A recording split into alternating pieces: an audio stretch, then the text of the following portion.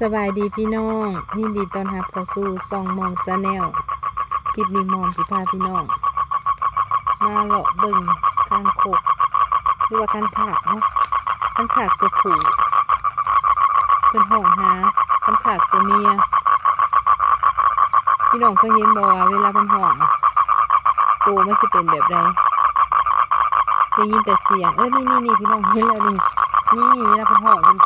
ตัวเขาจะเป็นแบบนี้นี่อันนี้เป็นข้างโคกตัวผู้ข้างโคกตัวผู้หรือว่าข้างขากตัวผู้ข้างขากตัวผู้จะเป็นตัวน้อยๆนะ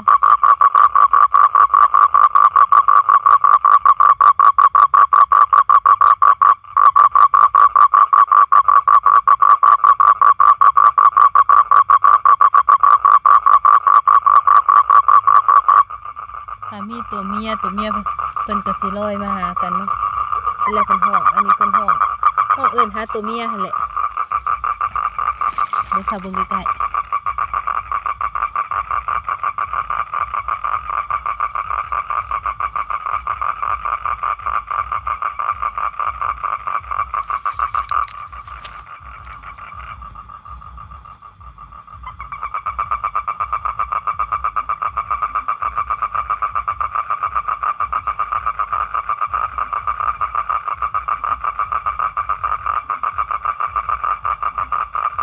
บ่ห้องซ้ำพี่น้อง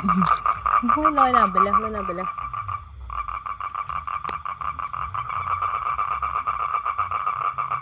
นี่ไปส่องถ้าพี่น้องไปส่องเบิ่งทางห้องอยู่กลางหนองพวกพี่น้องบ่เห็นเนาะห้องไก่อีหลี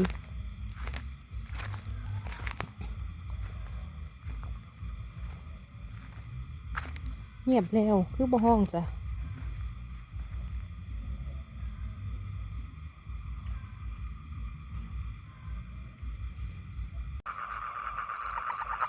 ห้องอยู่ไกลๆเลยพี่น้องเบิ่งสิซูมเข้าไปเห็นบ่มันบ่แจ้งเนาะ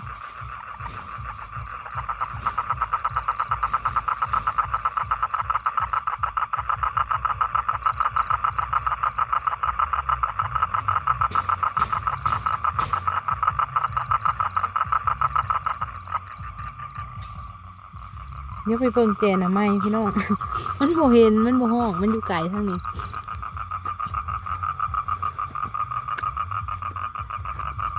เพิ่นห้องหาตัวเมียค่ะคือบ่เห็นมีตัวเมียพี่น้องมีแต่ตัวผู้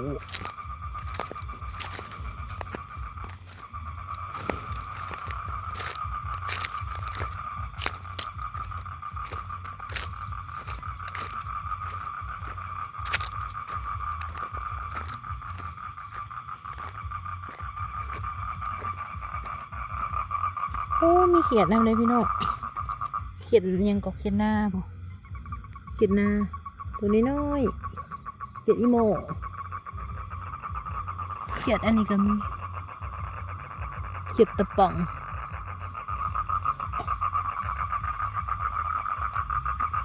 โอ้มีเขียดหลายตัวอยู่เด้อพี่น้องมีเต็มอยู่นี่บ่ได้สังเกตถ้ามีเรื่องพี่น้องนี่เขียดอันนี้อ้อมใส่ผ้ากินแซ่บเลยพี่น้องถ้าพี่น้องไปเบิ่งมันขากใหม่ก่อน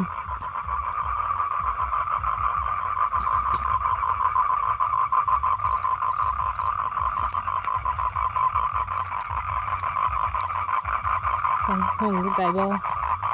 โอ้อยู่ไก่เพิ่นนะพี่น้องมันสิเห็นบ่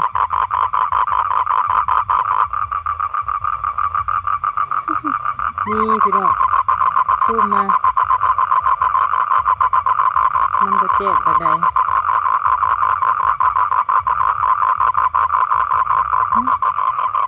ไปเบิ่งทางฝุ่นเทื่อมันอยู่ไกลกว่ากัน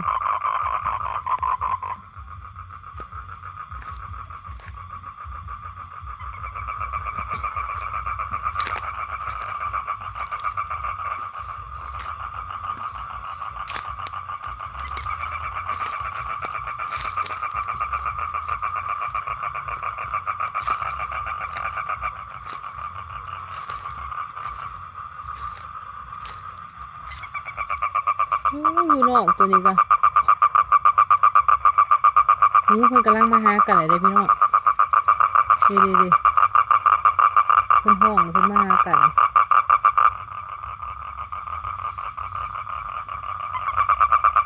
นี่ตัวหนึ่ง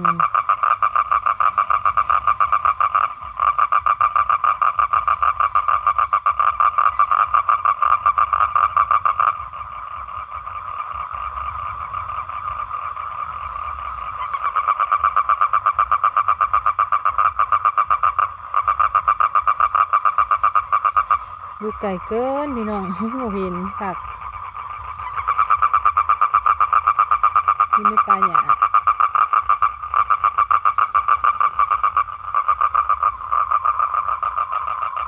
ตัวหนึ่งบ่มีเสียงห้องบ่ห้องทำนี่อยู่ในน้ำนี่พี่น้องเห็นบ่พี่น้องนี่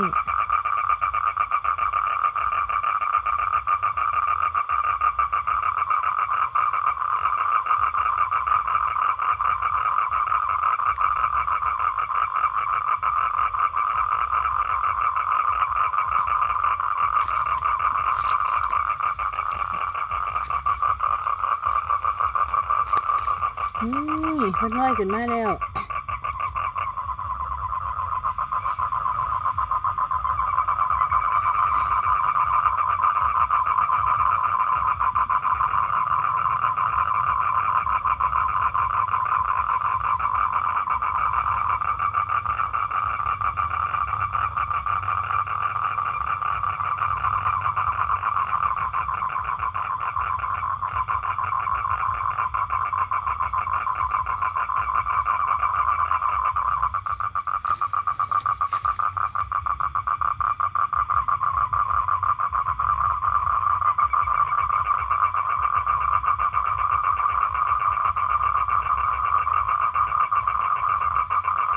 เพิ่นบ่ห้องซ้ำพี่น้อง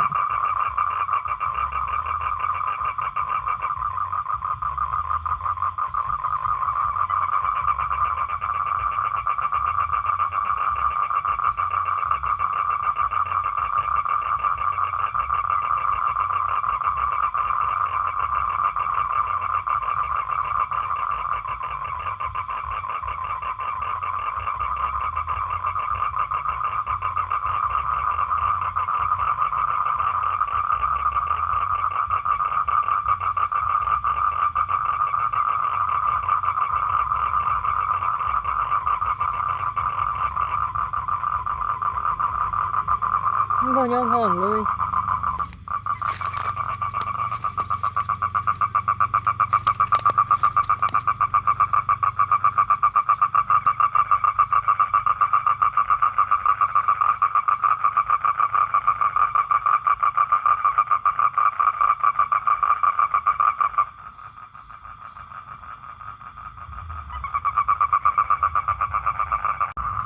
นี่ตัวนี้คาดว่าสิเป็นตัวเมียเลยพี่น้องตัวบักใหญ่เพิ่นสิไปหาตัวผู้เลยนี่เพิ่นได้ยินเสียงตัวผู้แล้วเพิ่นก็เต้นมาเพิ่นสิไปหาตัวผู้แท้ๆตัวบักใหญ่เลยเบิ่งใกล้ๆโอ้ยพับตาเมา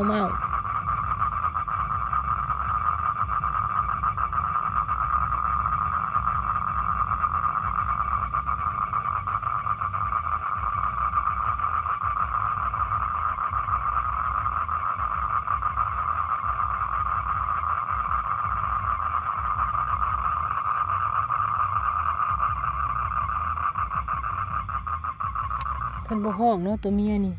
เพิ่นน่าจะไปหาตัวผู้ที่ห้องอยู่เงียบแล้วตัวผู้กะ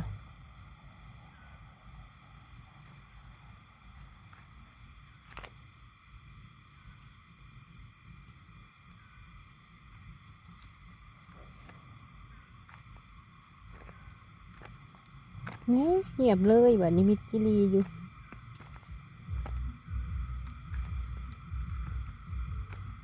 คลิปนี้ก็จบสำนี้เนาะพี่น้องมันบ่ห้องเลยคันคากอะเอาไว้พอกันคลิปหน้าสบายดี